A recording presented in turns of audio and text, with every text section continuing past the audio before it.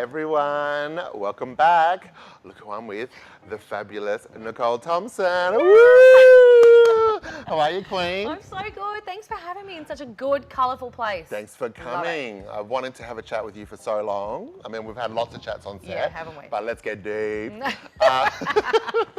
And I was like, I need somewhere fabulous camp. You know, where can I go? And I'm like, fucking Crane Bar. Hello. Love Look it. at this. Look at this. Extra, extra, extra. Extra. Okay, let's start. Yes. Question number one. Where did you grow up? I grew up in Drummoyne, so in Sydney, very normal, just a normal girl loving to paint my face from a young age, stealing mum's makeup. Really? Mm-hmm. Normal. I don't Yeah. know. So when did you start painting your face? Well, I think because my grandmother was always into makeup, and she was like Miss Estee Lauder, always shopped at David Jones, always into Estee Lauder. She had all the lipsticks lined up, and I would sneak into her bathroom and try them all on, but it wasn't very sneaky because I didn't end up with them on my face. So I'm like, I thought it was sneaky for a minute, but it was a very big giveaway. It was drawn all over me. But yeah, got the bug early on. Right. So how did you get into makeup? Well, I was doing decorating and merchandising, so with Freedom Furniture actually. Oh, yeah. So I was doing all the window displays and doing floral displays and making bed canopies and all this fun stuff. And I was loving it for a while, but I was a bit bored, as you are when you're 19. Yeah. And I met a boy, and after a while he was like, we got along really well, but he one day was like, you should think about doing makeup. Okay. I always loved painting other people's faces and my own. I always wore too much makeup. Well, it's never too much. Never too much. Never too much. Well, some people will say that, but who cares? But anyway, I loved doing makeup on myself and my friends, and always was the person that people called on. And he was like, you should do that as a job. And I guess that was a time when there was no YouTube. I didn't really know about it as a career, and then I looked into it and I immediately quit my job. I quit my job the next week. Wow. And I went and enrolled in a makeup college in Sydney, so ACMUS. Yep. ACMUS in Sydney, which is makeup and special effects. And I thought, I want to work on a movie. I want to do all the movies. I want to do all the blood and guts and all that gross stuff. I quickly discovered I didn't want to do that. I was like, one day with a bullet wound on my head, I discovered, no, not so pretty. And I just loved the beauty element part of it. So I studied and kind of haven't looked back. Yeah. And did your style of makeup personally evolve at that time? It's evolved many times. It has evolved many times. Yeah. I hate the internet. It's forever. You can't get away from it. Thank God my school photos are not on the internet, because I kind of looked, we were just talking about this, but I looked like pale, matte and dead with a poppy lipstick on, a brown poppy lipstick on. We all had a poppy lipstick, live for a... So chic. Yeah. But no, it's evolved, and I think at the time I didn't realise that I needed eyebrows. I thought I could get away with I've got such fair eyebrows, and it wasn't until I did makeup that I realised, hold on, they frame your eyes and your face, and no one can tell if you're having a good time. We want people to know if we're having a good time too. And so yeah, it changed. I mean, if I look back on photos now, I do find it pretty hilarious of what I wore or what I didn't wear. Or we've all got them. Oh yeah, I bet you've got some. So many.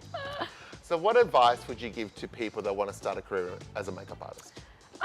Well, there's a lot of advice. Sometimes listen to advice, sometimes don't listen, find your own way. I think we get caught up in trying to mimic what other people are doing. That's the world we live in right now, is we're always referencing other things and other people. Find your own way, or find your thing that you do different. I think, there's so many people now that are good at eyeliner, good at doing makeup, but on themselves and on other people. There are so many people that are good at doing makeup. Do you think that people are more educated now than they were once at high school because of this? They're better at it? Depends what you mean by educated. Okay. Do you know what I mean? Yeah. Like, I think, I went and studied at, I did a year-long course and did all types of makeup and learned a really broad, I'm really happy that I went to this college to learn different types of makeup, and I found where I fit and what I loved doing. And I think now, not that that's one type of education, but now you can self-educate and you can get online and you can follow other people and do so many different small courses and then build what you love. So there's so many people are... And there's good and bad with that, don't you think, as well? There is. I mean, but then once again, we have our tastes, of what we like, but then what's right and what's wrong, But in terms of, I guess, advice for younger people, it's find your thing that makes you quite different because I think, as I said, lots of people can do makeup and do makeup really well, but what is it that you're going to bring that's different? Because eyeliner is one thing, but what is going to make you remembered, or what do you need to have a coloured wig? Yeah, exactly. No, I don't know, but you know, people skills. Oh And yeah, things like that. people There's a lot of skills. things to bring. Being you know? nice, you know, being nice goes further than good eyeliner, you know, and. But the other thing that I've learned, and it's taken me until now, because I've been doing makeup for 15 years, which has gone really quickly, but I've learned it in the last part of my career, or the last bit of my career, is that, you know, not everyone is going to like you, and that's okay. You know, we spend so long trying to make sure that everyone likes us. You know, you try to impress the entire time. We're creative as well, so we put, every time we do a job, we put a part of ourselves out there. Yeah. So the criticism hurts more because it's part of us. Scary. You know, and, you know. But it's but you kind of don't know. If someone doesn't like it, you don't always know, and it doesnesn't matter. It actually doesn't matter. Pay attention to the people that do As long matter. as you know you've done the best. Yeah. That you can on You've that done day, your every day. Good on you, doll. Yeah. It's being comfortable with not knowing that some people aren't going to like you. It's just Yes. having that comfortability, but it comes with age, I guess. Yeah, that's good advice. Very good advice.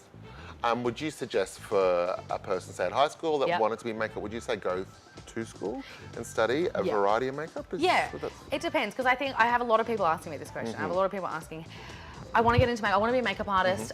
Where do I start? What college do I go to? Do I go to a college? Do I go online? What do I look at? And I always come back to depends what you want to do. Because if you're looking to do glam makeups and makeovers and things that are all over YouTube and all over the internet and because everyone's getting their makeup done, you don't necessarily need to go to a college for. You can kind of learn that look online. And it's a similar look a lot, isn't it? Like it's quite, that look is quite popular, but it's like if you want to be a professional artist, that's the other thing. You need other so looks. if you're wanting to, you need other looks. Yeah, and you need to learn all the makeups so that you can basically all of the makeups.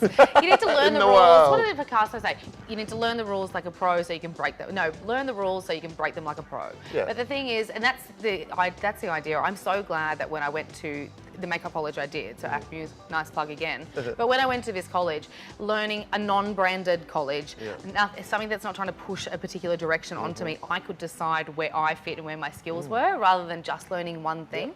Because even if you are doing just glam, which is hard, you know, on normal people, you need to be able to figure out how to manipulate the face, figure out how to change things, and until you learn all types of makeup and things from theatre to stage to photography, learning all that stuff makes you better, and it will help push you in the right direction to be able to make good decisions as a makeup artist. And that's where I usually say is like, think about what you want to do and then go from there, because a few colleges, there are all different types of makeup colleges and they fit with different personal aesthetics. But if you want to be a professional in the industry, you need to know it all. Exactly. And then find your way where you fit in. Because you can turn up on set and you're not doing the same makeup every day, are you? No you never way. know. And those curveballs, they go from every direction. Oh my God, we could probably have a whole other chat about the curveballs. But it's true. Yeah. You'll get something. I've never had two people in my chair that are the same, you know, unless I book the same model twice. But it's more like, you know, there's always a different challenge. There's always good days and bad days with makeup, different eye shapes, how to correct them, eyebrows, skin, how to fix skin, how to make it look the best it can look. And it's learning constantly. You never stop learning. And your story is a bit different, where you were a professional makeup artist, but then you built a relationship with Mac. Yes. How did that all come about? Well, I was trying to get paid in the beginning of my career. It's always good to get checks for the purse, isn't it? Isn't it? You know, I was just talking about this the other day to somebody who I was saying we're in one of the only industries where people will offer you exposure and a good experience as payment. Like you don't book a plumber and say, hey. Sheets or social media or Insta followers. I'm like, which one of those is going to pay my rent? That's true. How do you book a plumber? You don't say, do you want to come and fix my toilet I'll give for you a good post. time? I'm going to post about it and really show you a great time. No, but it's true. So I needed to mix trying to get some editorial work, trying to get my foot in that elusive door, you know, trying to get into the industry. But I also needed to earn some money. And friends of mine that I had gone to college with who are now working alongside in the industry, they were talking about this place called Mac. You know, it's still kind of newish, not too new, but not everybody knew about it. Well, I didn't anyway. I was still, you know, I didn't care what makeup I was using. I was not. All makeup's good makeup. All makeup is good makeup at that point. And I heard about it and went past a Mac store and was like, I need to be here. There was so much fun. The music was loud.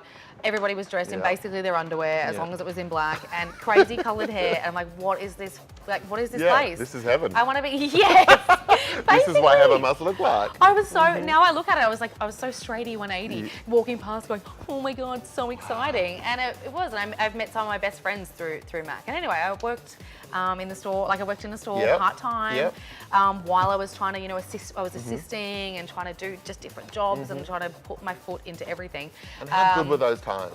So good. I feel like a lot of people now feel like if success is an instant, they're not happy. Oh, but I look back on those times when you're finding your feet, making the mistakes, doing test shoots, trying to pay the bills, all that. It's kind of the best times of your life, isn't it? It really was. Makes you a great person. Yeah, and also the pressure. It's a different type of pressure. Now, when you go into these jobs, there's a lot more bigger pressure. As soon as you start earning money, the pressure comes along with it.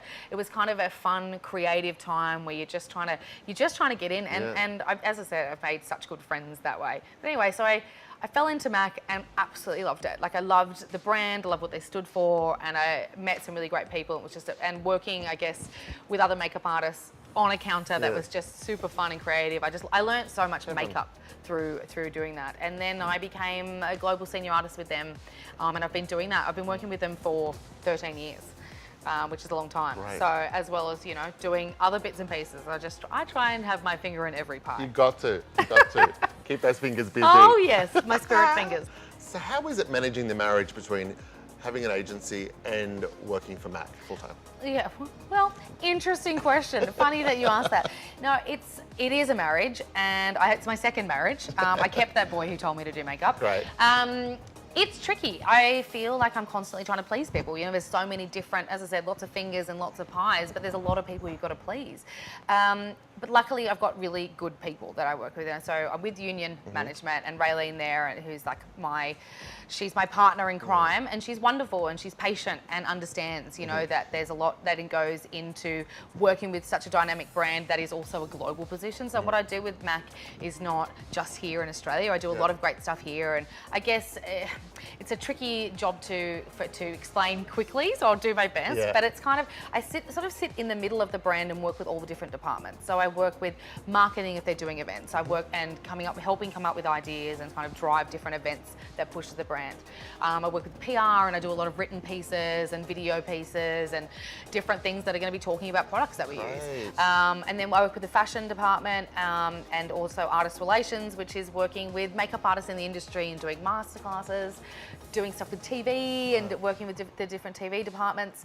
But so it's about a million different things. Training our lovely artists and like working with them, and then things like Fashion Week, which is one of my favorite things to do in and outside the brand. It's Fashion Week. I just love the creative chaos that is.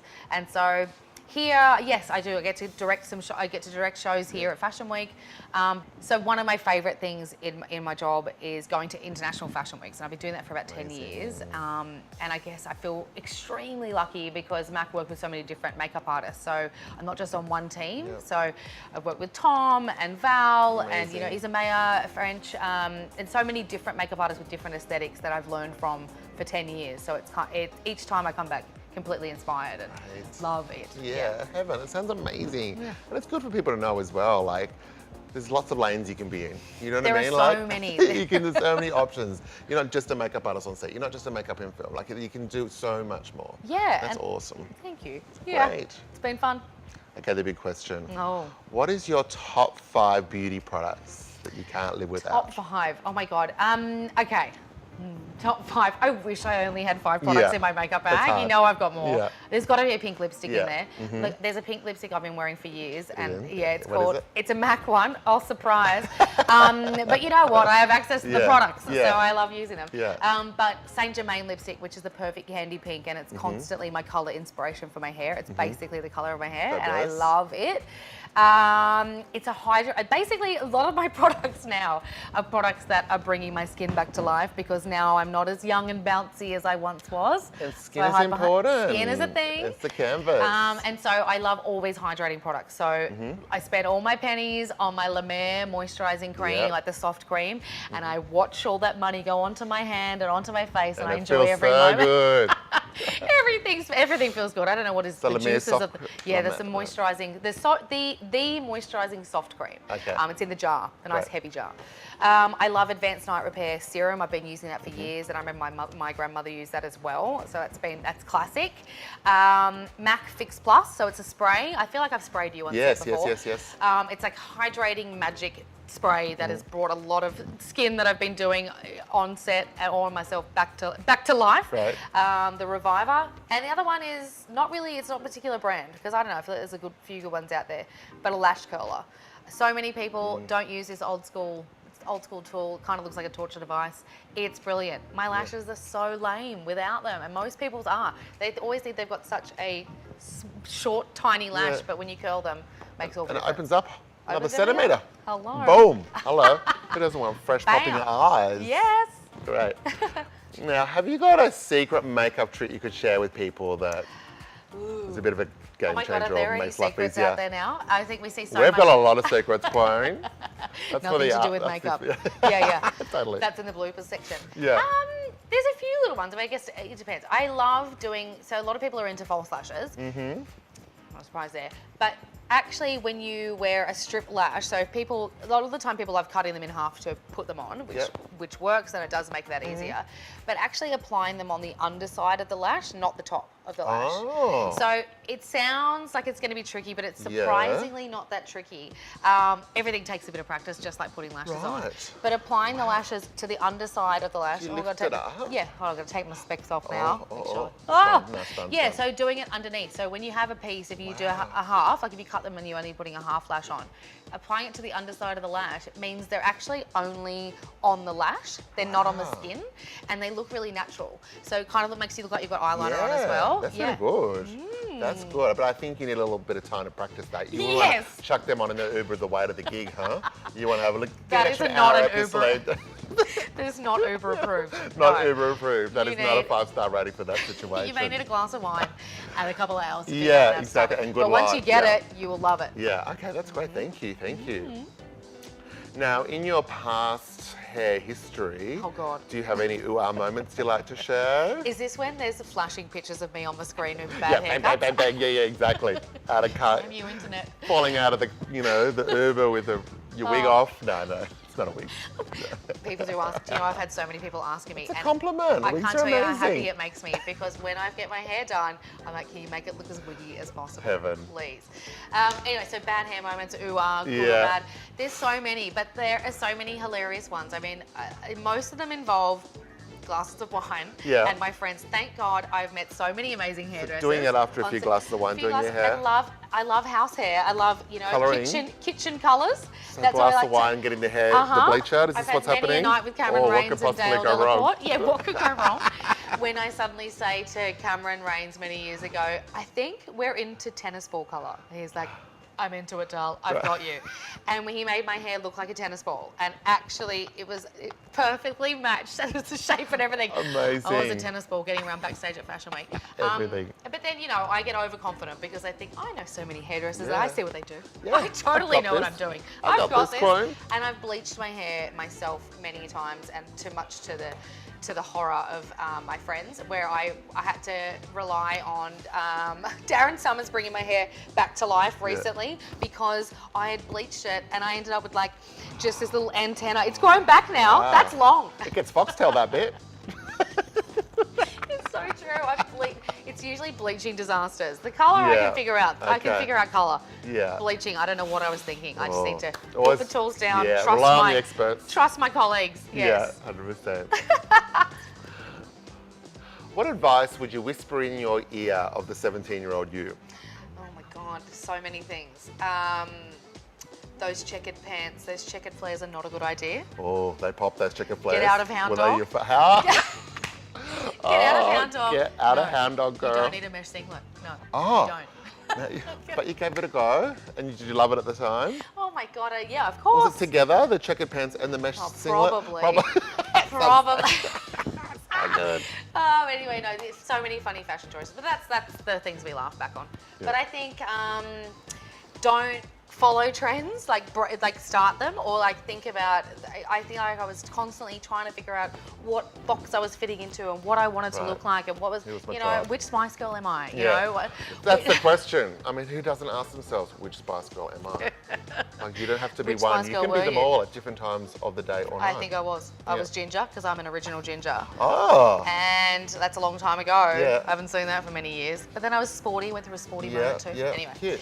But I think, you know, remembering to be kind first. I think maybe, you know, we go through school and we follow people, we listen to, you know, you're just trying so hard to fit in that you kind of do or say things that you regret. And I wasn't necessarily the biggest bully, but I wasn't really a bully, but you know, you sit and you follow with people. So I think remembering that, and this is something that I say to my daughter now, she's only 3, still trying to tell her, but they say it at her daycare, is, you know, if in doubt, be kind. Kind is the right answer. Yeah, exactly. And kind of that fits into every situation. It's really good. Nice. Now, do you have a favourite shoot or show that you've worked on? Oh, I've got so many. I've had such an eclectic career so far, and I love that. I think there's been some really funny ones, but I think one shoot always stands out to me as being really fun and also a kind of a moment that happened that we've never been able to recreate. So it was a shoot that I did with Oyster many years ago with my friends Peter Simon Phillips, who's a great stylist, and also Byron Spencer, Jenny Kim, who's on hair, on the tools. And it was one of these shoots where we met up beforehand and we talked about this shoot. It was for Oyster Beauty, and we were doing a bunch of looks. There were so many ideas in this group, it's such a creative group. And we were sitting there talking about it and I was like, whoa, which way are we gonna go? I don't care, I'm gonna jump on that bandwagon, I'm gonna enjoy this ride. But I remember when I got to the studio and I saw Peter unpacking his millions of bags and I was like, whoa, like what is happening here? He had all these bags of clothes and jewelry and things he'd spray painted, wigs, things, there was like wigs. Jenny brought all of her suitcases. I brought my biggest makeup kit and my craft kit. I have a craft kit as well. And we just brought everything and went nuts. And it was one of these shoots that, it was so fun. Yeah, it was really fun because everybody just kind of had their own creative vision. Everyone was allowed that. It was, you know, no one was getting paid on this shoot. It was all about getting beautiful images. And so everybody could bring their moment to it and not feel tied down by what the brief was.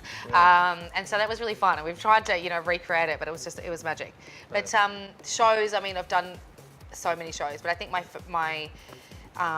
I guess my biggest one where it was kind of a bit of a life-changing moment for me was when I did Vivienne Westwood in Paris the first time. And I mean, touching down in Paris, I had a vision board when I was younger. I had all my little. I loved scrapbooks when I was younger, and I had scrapbooks of pictures and things that I loved, and I just kept them. I didn't know what I was doing with them, but I just kept them.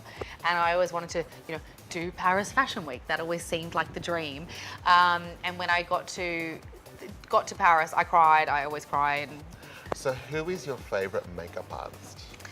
It's tough to narrow it down to one. I am lucky that I have had, but also so many of my best friends are makeup artists in the industry. It's what happens. But I think after years of doing Fashion Week, I've worked with Val Garland many times, countless times. Yes, she is. She's helped me on a project that we can talk about soon. But she is amazing beyond just her like skill at makeup. Clearly, she's an incredible makeup artist. Obviously, if you look at her career, but it's actually how like she makes a team feel and makes you feel when you're working with her. I've done a lot of shows. Oh, yeah, making somebody feel good that's probably the biggest part of our job. Probably more than the makeup or more than hair. Yep, everything. Yeah. Got to bring the fun. But when you do shows, it's such a chaotic environment, and when you're trying to get a team of sometimes, you know, 25 makeup artists coming along with you on this journey and creating your vision, that's really hard and really stressful. And I've worked with a lot of different makeup artists that do deal with it in different ways and have different aesthetics, which I love.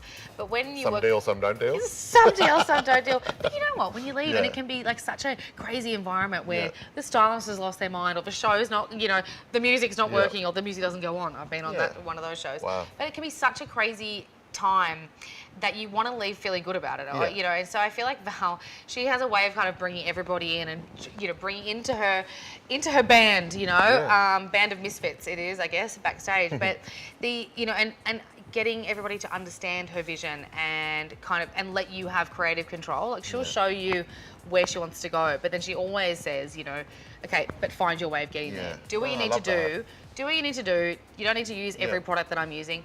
bring your magic. What she says, she's like, bring me magic is what she says a lot. And you're like, okay. Where's the magic? Where's that bottle of magic? Where did I leave that? I think I left it with my innocence somewhere. No, I know what you mean though. But it's true. And I always leave her show, even if we've done just skin, which, you know, it's still, there's a lot of that goes into just doing skin. Skin's everything. Yeah, it is everything. But if you leave doing something really natural, you still like, you're just walking out like high-fiving each other. You know, it's just like, yes, I've just been a part of something magical. It is. And I guess for that reason. Iconic shows as well. Mate. It's big pressure. Yeah. And you never forget those days when it's just like high pressure, high stakes. You're all working together. Yep. There's explosions, but you walk out there going, wow. Just in your own head. That was everything. Exactly. I remember at another show where, you know, at shows, you know, it's not just about the face or the head, you know, it goes to the body. And I spend half the time crawling around on the ground, you know, covering bruises and all those glamorous bruises and scabs on feet. But so girl, nice. gotta make it happen. Gotta do what you gotta do. You gotta get down, gotta get dirty sometimes. Don't you? Totally dirty. I wanted to sterilise myself at the end of some shows.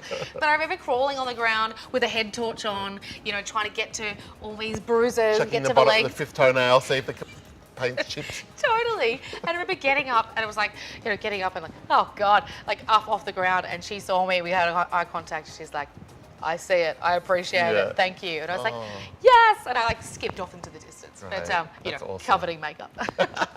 Had a bloody good day. Yes. So what's next for Nicole Thompson? Ooh, well, I've always got something cooking. I feel like Got it. I'm always going to be, we want to do a bit of everything. But I'm pretty excited because I am about to give birth to my second child, my first book. Woo! Oh, this is so exciting. It is exciting. It's really exciting. Frightening, nerve-wracking, all of the above, but really exciting at the same time. It's a big ball of emotions. But it comes out, it's called Making It Up, Makeup Minus the Rules. Yes. And it comes out on November 18, and you can buy it here as well. It's going to be in all good bookstores. Amazing. But also Mac freestanding stores are selling it, Maya is selling it. Basically, if you get onto my Instagram, you'll be able to see where it's going to be. It's going to be in a lot of different places, but it's super fun. Oh my God, how was that process? How did that start? Oh my God, I've been talking, so New Holland publishers, they're publishing the book. With us or for me. I'm not doing it, I'm not publishing it. And they've been amazing. And I knew somebody that worked at New Holland, and she wrote me a message just really quickly one day saying, hey, like, just wanted to know if you've ever thought about doing a book. I'm like, yeah, I've thought about it. Of course, I've thought about it, but what are we talking about here? And anyway, we had a conversation. She asked me to come and kind of present my idea of what that would look like if I was to do a book. And I put together a presentation. Was the vision pretty clear? Sort of. Like I knew, there are things that I knew I didn't want it to be like, and things that I knew, there was elements that I knew. So I came up with this presentation, and I'm the queen of saying yes to everything and then figuring it out afterwards. Sure, I'll do a book. I could do that, bring no it. problem. Tomorrow. Anyway, I presented this idea of, because I wanted it to be a how-to book, but forgetting rules and like putting the idea of rules in makeup, because I constantly get asked, what are your 5 rules? You know, what are the rules for bronzing? Rules for smoking eyes? How you do this? And I just hate rules. I just think it's so boring. Like you find your own way of doing things. Anyway, and so I'd love to do a how-to book that celebrates more than one type of face, more than one type of ethnicity. Diversity, you know, boys and girls. Doesn't matter. Like, you can try it. Try it because it wipes off. Thank God it's not a tattoo. And so, so we started, I presented this idea to them and they loved it. And then they were like, hey, great, we need to make this happen. I'm like, oh shit, okay, so I actually need to make this happen now. I thought it was a little bit of a longer process. What was the time frame? Well, this was Christmas last year, so 2017, where they said, okay, let's do it. We want to get it on shelves for Christmas next year. We need to make this happen. I'm like, okay, sure. So do I have like 6 months? They're like, no, you don't. We ended up shooting, we shot the entire book. I also didn't want to pull from anything in the past. I wanted to shoot all fresh, fresh original content for it. And we shot it. So my friend Stephen Popovich, I'm sure he said he was. Love you, Stephen. He's amazing. And I asked him, and what did he say? You had me at hello on the phone when I was trying to convince him that I said, do you want to shoot this book with me? He's like, yes. Say no more. I said, okay, but we also need to do it in 5 days. Oh my God. What? Did you have like a page list or a shot list? I did it all. So my husband helped me produce the shoot. So he has a background in production. Thank God, live TV production. So he knew what he was dealing with. But I had to come up with the idea over my Christmas holidays when I was away do a model casting before Yep. Christmas, come back because we shot it the first week of January. Oh, wow. Yeah. So Wow. we did it. It was very Hello, fast. New Year. Well, I had to also, you know, I had to ask a lot of favors for this Yeah. book. A lot of friends. There was, you know, I hashtag no dickheads on set. That was not allowed. It was so nice to work with friends. Yeah. So I called upon Peter Simon Phillips again to Yep. come and help me style the book. Well, not help me by Yeah. styling the book. Cameron Rains just happened to be, he's one of my best Amazing. friends. Love you, He happened to Cameron. be in town because he lives in New York now. So Yeah. he was Killing like, it. oh, bitch, you're not doing it without me. Yeah. And so he stayed for a little bit longer. He was here for Christmas, stayed for a little bit longer to do the hair. Yeah, called upon so many friends Great. to do it. And we shot, I can't believe we did, but we shot it over the 5 days and it was incredible. And this was a mixture of pictures as well as motion? Like Well, no, motion came afterwards. So Okay, I've yep. actually just done motion in the last Yep. month. That's going to come out at the same time. But I tried to figure out how we could squeeze in motion. I'm like, we can't squeeze any more into this 5 days without somebody having a breakdown. And were you doing, is it motion for content for Instagram Yeah, or was it so a bit of step by both. steps or So YouTube? A little bit of both. So I thought I wanted to bring the book to life because obviously Yes. everybody gets, you know, everyone's on YouTube. Yep. And so the looks that were in the book, I wanted to recreate them on some different faces. Some are the same. So I had some models from the book, lovely models from the book, come and be the models for some of the videos. And I wanted to sort of see it as well on different faces because I don't want you to be tied down to thinking, oh, that's on a particular girl in the book. Yep. I can't do it. Everybody can do it. So I wanted to great. see different types of faces. So we did some video recently. But yeah, the book was, I mean, and we shot it, and then it's basically like a cookbook. Yeah. Okay, so it's so image driven. It's so much imagery in the book. So I wanted to write it after. I knew exactly what I wanted to shoot. Every step by step we had to plan, and then finished looks with styling and hair and everything. But I wanted to write it after we had the imagery. So that way I could write it to the imagery in case we changed our mind because I knew that if I wrote the book first, once you get on set, you know this, everything can change if it doesn't work. So I wanted to see what worked on that girl And at that time. sometimes it can be better. Totally. Yeah. The magic can happen accidentally. And yeah, so then spent the next couple of months. So we shot it in January, had to have the first manuscript and all the imagery to them, unretouched, thank God, by the second week of March. Wow. Wow, that is pressure. It was full on. It was full on. And as I said, like, thank God my husband was involved in this project very heavily with me. He was working with Rayleigh, my agent. He's been a key, hasn't he? He has. He's been a big. He's been a big pillar in my life. Pillar of my life. He'll love that. But he's just been such a great support because I said to him, I'm like, I couldn't imagine doing this, having been so heavily into this project and then coming home and have him not be involved at all and not understand, you know. So he knew what was going on, and he's been And amazing. also, you're a mum as Yeah, well. oh, that old thing. Yeah. That old chestnut. Also, Frenchie, A mum. Wow. 3-year-old. Yeah. That is busy. She comes to set, so that was fun. There was a few. She loved coming to set. My mum and my mother-in-law were helping make food, and they were like, you know. So it was just like it was really nice. Big actually. labour of love. Yes, very much Awesome.